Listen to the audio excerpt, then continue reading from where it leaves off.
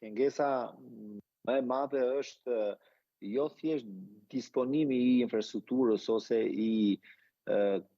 kanaleve, më themi, zyrtare për modeluar një qasje të tillë, pra për ta vënë jetë, më themi, një objektiv të tillë. Pra Shqipëria ka një infrastrukturë moderne të pagesave, pra bën funksionim nga ana e Bankës së Shqipërisë në bashkëpunim me bankat tregtare dhe institucionet e tjera financiare, jo banka, por nuk është ky problemi madhor. Sigurisht, qasja deri në vitin 2030, nëse do të kemi një rritje domethënëse të numrit të transaksioneve dhe të klientëve të pajisur me kartë, sigurisht që do të ushtrojë një presion të fortë për rritjen e investimeve në këtë infrastrukturë pagesash, por kjo është, mund të themi, është gjë më e thjeshtë. Gjë më e vështirë është si të bindim këtë klient e konsumator ti përdori këto kanale bankare, pasi mund të dalë në një moment që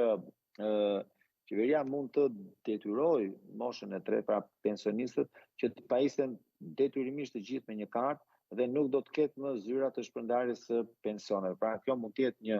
alternativë që mund diskutohet, por ajo që do të shikojmë, do të kemi radha në sportelet e bankave, ose më themi radha nëpër ATM-t e bankave, po sigurisht pensionistët do të fillojnë të rreqin kesh, pasi është e vështirë. Kultura financiare nuk mund të imponohet për të arritur rezultate të prekshme brenda një periudhe të caktuar kohe, pra është një edukim që zgjat gjithë jetën, pra dhe nuk fillon në atë moshë të shtyrë, po fillon që në mosha parashkollore. Prandaj në botë ekzistojnë dhe mbështeten vazhdimisht, jo vetëm nga qeveria, por dhe nga aktorë të tjerë të tregut, fushata të përhershme, ose më themi investohet masivisht dhe fort në edukimin financiar